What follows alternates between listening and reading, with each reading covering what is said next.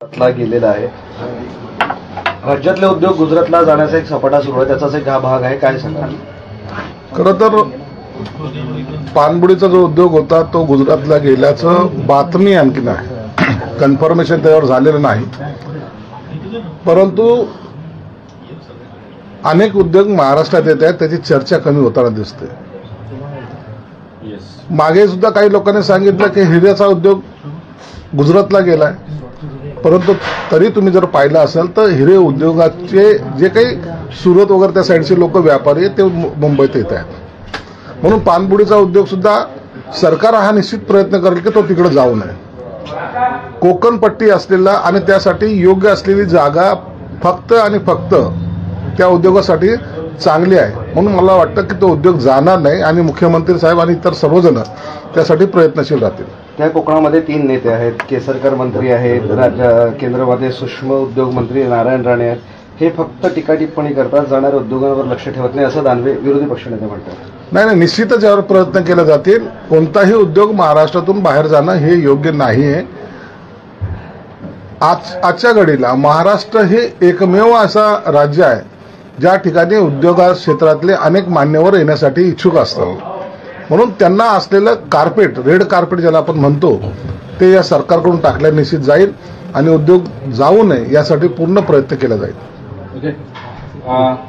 उद्धव ठाकरे असं म्हणाले, राम मंदिर लोकार्पणात राजकीय हेतू नको। आमचंही तेच म्हणणं आहे। राम मंदिरचं उद्घाटन जे आहे ते कोणत्याही पक्षाचं नाही।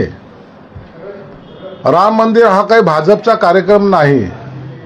राम मंदिराच्या उभारणीसाठी प्रत्येक भारतीयांचा हात त्या ठिकाणी लागलेला आहे, म्हणून तुम्ही सर्वांनी एक आपल्या आनंदाचं क्षण 22 तारखेला येतोय, म्हणून त्यात कुणी मिठाचा खडा टाकू नये हे वारंवार सांगत आलेलो आहे। सर्वांनी या आनंदात सहभागी व सर्वांचं योगदान त्याच्यात आहे। कारसेवक करणारे, कारसेवा करणारे हे कोणत्या एका पक्षाचे नव्हते, कोणत्या एका जाती धर्माचे नव्हते, सर्वांनीच यामध्ये सहकार्य केलेले। म्हणून आपण या उत्सवाला कोणत्या पक्षाकडे बोट दाखवून त्याला पुन्हा एक लिमिटेड त्याला करू नये हीच आमची सुद्धा मागणी होती। आणि म्हणून उद्धव साहेबांनी जे काही आज स्टेटमेंट केले ते आम्ही पूर्वीपासून करत आलेलो आहोत, परंतु यांचा आग्रह असा निमंत्रण जो आग्रह त्यांचा झाला होता ते चुकीचं होतं हे आम्ही वारंवार सांगितलेलं आहे। ठाण्यामध्ये एक रेव पार्टीवरती पोलिसांनी कारवाई केली, त्याच्यावर संजय राऊत म्हणतात की हे राज्य सरकार रेव पार्टीमधून निर्माण झालेलं आहे, गुजरातमधून अंमली पदार्थ येत असतात। संजय राऊतला संध्याकाळी रेव पार्टीला जाण्यापासून थोडा प्रॉब्लेम झाला असेल म्हणून त्याने केलेले वक्तव्य। रेव पार्टी, नाईट लाईफ हे सर्व जे आहेत हे प्रकार कोणी सुरू केले होते हे त्यांना सुद्धा चांगल्या प्रकारे माहिती। म्हणून आता त्यांच्यातली जी काही युवा पिढी जी कर्जतला किंवा गोव्याला जाणारी आहे त्यांना थोडं बंधनं आल्यासारखे वाटत असतील, म्हणून त्यांनी केलेली ही टिप्पणी। आज मुख्यमंत्री एकनाथ शिंदे उद्धव ठाकरे यांचं नाव न घेता असं म्हणाले होते की चीप लोकांना डीप क्लीन काय समजणार। त्यावर विरोधी पक्षनेते अंबादास दानवे असं म्हणाले की डीप क्लीन येणाऱ्या निवडणुकीत जनता तुमचं करणार आहे। आम्हाला डीप क्लीन करूनच घ्यायचं आहे। एकदा बॉडीची डीप क्लिनिंग जर झाली ना तर असलेले सगळे काही थोडे बहुत जे काही खटके आहेत ते सगळं निघून जातील, म्हणून आमचा भर हा डीप क्लिनिंगकडे असतो। परंतु जे गटात तुंबलेली ज्यांच्या मनामध्ये आहे, ज्यांच्या डोक्यात आहे, ज्यांना आता हिंदुत्व कळत नाही, ज्यांना आता फक्त टक्केवारी कळते, ज्यांना फक्त आता टेंडर हा शब्द त्यांच्या मुखपाठ झालेला आहे, ज्यांना शेतकऱ्याचा प्रश्न कळत नाही, ज्यांना कामगाराचा प्रश्न कळत नव्हता, ज्यांना 2.5 वर्ष लोकांशी संवाद साधण्यासाठी वेळ नव्हता, त्यांची निश्चितच या वेळेला डीप क्लिनिंग होणार आहे आणि त्यांना त्यांची जागा दाखवल्या जाणार आहे। गेल्या 5-10 वर्षामध्ये भाजपवर अशी एक आरोप होत होता की इतर पक्षातले आयात करून सगळ्या निवडणुका लढवत आहेत, खासदार आमदार झालेत। आता आणखी एक विषय आलाय की अमरावती लोकसभा निवडणुकीमध्ये राष्ट्रवादीच्या पाठिंब्यावर नवनीत राणांनी निवडणूक जिंकली होती, आता त्या भाजपच्या तिकिटावर उभ्या राहणार असं कळतंय। निवडणुकीच्या काळामध्ये अनेक घडामोडी होतील, त्याची चर्चा आताच करायला नको। जेव्हा 3 नेत्यांची जेव्हा या बैठका होतील त्याच्यामध्ये जागा वाटपाचं सूत्र ठरलं जाईल त्यावेळेला खरं पिक्चर हा समोर येणार आहे। आज कोण कुठून उभा राहणार, मग संभाजीनगरमध्ये भाजप राहणार का शिवसेना राहणार, नाशिक धुळ्यामध्ये कोण राहणार, अमरावतीमध्ये कोण राहणार, हा प्रत्येक मतदारसंघामध्ये चर्चेचा विषय असतो. रायगडमध्ये तुम्ही आता विचार कराल तर तुम्ही म्हणाल का हा उमेदवार का हा उमेदवार, पुण्यामध्ये काय होणार, या सगळ्या गोष्टीची उत्तरं जोपर्यंत युतीची बैठक होत नाही तोपर्यंत मिळणार नाहीत आणि ह्या चर्चा अशाच रंगत राहणार. पण एकदा युती झाल्यानंतर प्रत्येक कार्यकर्ता तो कोणत्याही पार्टीचा असो तो जो उमेदवार असेल त्याचं काम करेल. गुजरातला सोन्यानं माडवा, मात्र महाराष्ट्र लुटायचं बंद करा अशी संजय राऊत म्हणतायत. संजय राऊतवर आता वारंवार आता नवीन वर्षाची सुरुवात होते, त्याच्यावर आता बोलून पुन्हा हे सरतं वर्ष पुन्हा तोंड घाण करायची मला इच्छा नाहीये. आम्हाला आमचा महाराष्ट्र हा सोन्याने मडवलेला ऑलरेडी आहे, त्याला ते आंधळ्याला ते दिसत नसावं. म्हणून तुम्ही महाराष्ट्र फाटका आहे, उघडा आहे, भीक मागतोय असं जे काही चित्र रंगाचा प्रयत्न करतायत तुम्हाला थोडीशी लाज वाटू द्या. महाराष्ट्र हा संपन्न असलेला स्टेट आहे आणि या राज्यावर देशाचं अर्थकारण चालतं. हे एवढं जरी आपल्याला समजलं तरी मला वाटतं पुरे होईल. म्हणून तुम्ही इतर राज्याची तुलना महाराष्ट्र राज्याशी करू नका.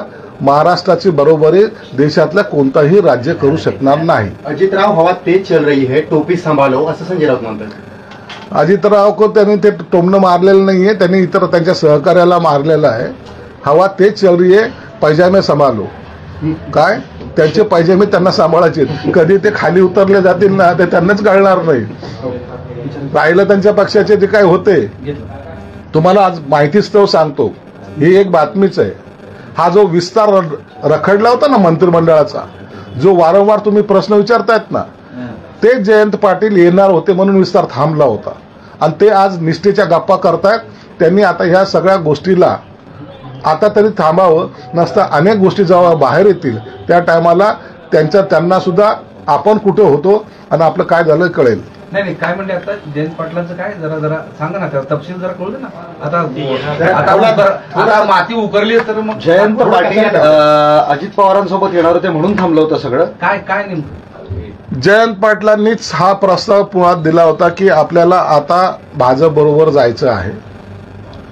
त्यासाठी झालेल्या बैठकीमध्ये ही सर्व चर्चा झाली होती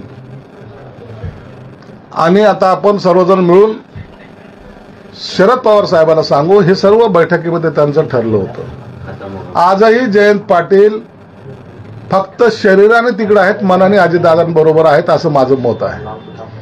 राहिला विस्तारचा प्रश्न ना, आमची जी माहिती आहे की ते येणार होते म्हणून विस्तार थांबला होता. कुणाबरोबर बैठक झाली होती आणि मग ते का आले नाही? येतील, काही आता त्यांना काही अडचणी आल्या असतील म्हणून ते आज विरोधात बोलून कधीतरी आपली साईड सेव्ह करायचा प्रयत्न करतात, पण ते येतील.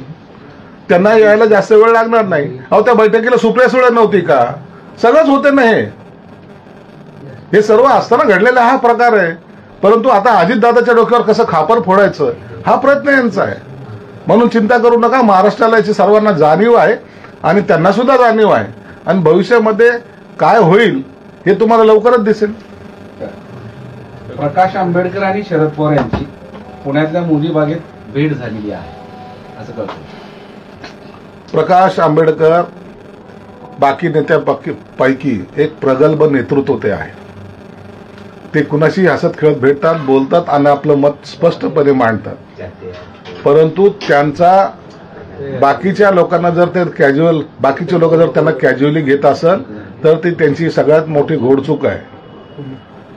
प्रकाश आंबेडकरांनी सांगितलेले आहे की युती करा, परंतु जर यांची युती झाली नाही तर प्रकाश आंबेडकर यांना सुद्धा यांची जागा दाखवायला कमी करणार नाही. म्हणून भेटी कुणाच्या कुठेही होऊ द्या, परंतु आघाडीची युती होणार नाही हे वारंवार मी सांगत आलेलो आहे आणि तेच चित्र आज तुम्हाला पाहायला मिळतंय. तुम्ही काहीतरी प्रकाश आंबेडकरांना सल्ला देणार? प्रकाश आंबेडकरांना मी सल्ला देण्यासारखा मोठा नाहीये, पण प्रकाश आंबेडकर यांना यांची जागा दाखवतील एवढं मात्र निश्चित आहे. प्रतापदादा म्हणताय की मागच्या वेळी आम्ही 22 जागा लढवल्यात, आता पण आम्ही आग्रही आहे. 22 जागा लढवल्या त्यांनी, आता ते 48 जागा लढवतील कारण की युती होणार नाही. मग 22 जागाचा आग्रह कशासाठी? शिवसेनेने जो आग्रह जागांचा धरला होता, काँग्रेस आक्रमक झाल्यामुळे त्यांनी थोडी आता माघार घेतलेली आहे. ते 23-24 जागांच्या मागे यायला तयार आहे, बऱ्यापैकी मागे तयार आहे. कसं बघताय तुम्ही याकडे? स्वाभिमानी उबाठा गटाला आता हेच दिवस आलेले आहेत. काँग्रेस मागून काहीतरी मारणार, पुन्हा माघार घेणार, मग राष्ट्रवादी मारणार, पुन्हा माघार घेणार, मग प्रकाश आंबेडकर साहेब मारतील, पुन्हा माघार घेणार. एक दिवस असा येईल की हे सर्वांच्या दरवाजात उभे असलेले दिसतील. देवेंद्र फडणवीस यांनी काल त्यांच्या सर्व नेत्यांना पदाधिकाऱ्यांच्या बैठकीत अशा एक सूचना केलेल्या आहेत की साधेपणानं राहा. साधेपणानंच राहिलं पाहिजे ना. साधेपणामध्ये त्यांनी आणखीन एक सांगितलं की प्रत्येक जण आपापल्या पद्धतीने स्वतःचीच उमेदवारी जर घोषित करत असाल तर ते पक्षासाठी अडचणीचं आहे. म्हणून पक्ष जो आदेश देईल तो आदेशाची अंमलबजावणी करा. कोणत्याही प्रकारचं वक्तव्य, कोणत्याही प्रकारचं स्टेटमेंट देऊन मी इथलचा खासदार, मी इथलचा उमेदवार, मी आता माझ्याशिवाय कोणी नाही, हे जे काही राजकीय नेते किंवा जे काही सो कॉल्ड जे ज्यांना उभं राहायचं ते जे काही बोलतात त्याला देवेंद्र फडणवीसांनी दिलेला दम आहे किंवा आदेश समजा. परंतु यानंतर आता त्यांनी ते बोलू नये आणि साधेपणाने सर्वसामान्य माणसामध्ये जावं ही त्याच्या मागची भूमिका आहे. पण त्यांनी ते एक वाक्य वापरले की संपत्तीचे प्रदर्शन न करता साधेपणानं राहा. म्हणजे संपत्ती ज्याच्याकडे आहे त्यांनी खरंच प्रदर्शन करू नये. तुमच्याकडे आहे ती दिसतेच ना. त्याच्यासाठी समोर एखादा प्रदर्शन मांडल्यासारखं त्याचा करावं हे योग्य नाहीये.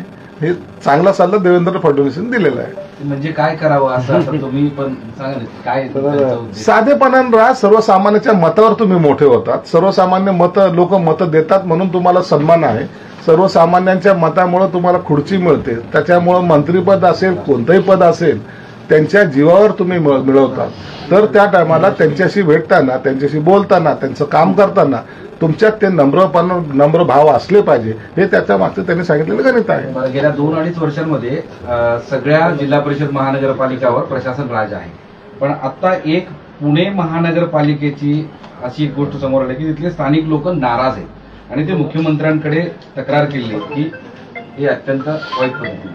तर हे सगळं महाराष्ट्रात दिसतंय असं तुमच्या काही आले का? नाही, महाराष्ट्रामध्ये सर्वच बाबतीमध्ये कोरोनाच्या नंतर ज्या काही निवडणुका झाल्या नाहीत त्यांचा कालावधी बराचसा लोटला गेलेला आहे. काही लोक आरक्षणाच्या मुद्द्यावर सुप्रीम कोर्टात गेले, तिथेही ते केस पेंडिंग आहेत. मुंबई महानगरपालिका विशेषतः त्या केसेस पेंडिंग आहेत. म्हणून या बाबतीतचा निर्णय सुप्रीम कोर्टावर काही अवलंबून आहे, काही निवडणूक आयोगावर अवलंबून आहे. त्यांनी जेव्हा निर्णय घेतील त्या टायमाला या निवडणूक लागतील. सरकारचा याच्यामधला रोल एवढा मोठा नाहीये जेवढा निवडणूक आयोग आणि सुप्रीम कोर्टाचा आहे. म्हणून तिकडच्या निकालाच्या जेव्हा निकाल लागेल तर निश्चितच निवडणूक आयोग हे सर्व निवडणुका लावणार आहे. कुणाच्या राजकीय दबावाखाली या निवडणुका थांबलेल्या नाहीत. जवळपास महाराष्ट्रामध्ये 6 ते 7 महानगरपालिका, इतर छोटमोठ्या आणखी नगरपालिका या सर्वांच्या निवडणुका थांबलेल्या आहेत. जिल्हा परिषदच्या निवडणुका थांबलेल्या आहेत आणि हे मला वाटतं या निर्णयाच्या नंतर तातडीने लावल्या जातील. राज्यात एक फुल आणि दोन डाऊटफुलचं सरकार आहे अमोल कोल्हे म्हणतात. अमोल कोल्हे बी आजकाल डायलॉग मारायला लागलेत. अमोल कोल्हे त्यांना माझा मित्राचा सल्ला आहे. माझे ते मित्र आहेत. त्यांना सांग तुम्ही या राजकारणात पडू नका. हा तुमचं क्षेत्र नाहीये. आणि जेव्हा हे सर्व मोठे लोक जेव्हा बोलतात त्या टायमाला आपण त्यांच्यावर टीका करणं योग्य नाही. आपल्यालाही राजकीय ज्याला म्हणतात जागा देण्याचं किंवा ज्या खुर्चीवर बसवण्याचं काम यामधल्याच एकाने केलेलं आहे, ज्यांचं नाव अजितदादा पवार आहे. हे विसरू नका. माणूस जेव्हा आपल्याला मोठं बनवतो तर त्याच्याबद्दलचा विसर पडता कामा नये. शीतल म्हात्रे सुप्रिया सुळेंवर 2 दिवसापूर्वी टीका केल्या होत्या ते तुम्हाला माहितच आहे.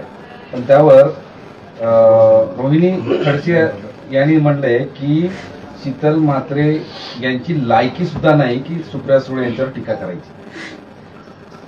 तर महिलामधलं भांडण आहे तेव्हा तर न बोललेलं बरं. ओके ओके ओके चलो ओके.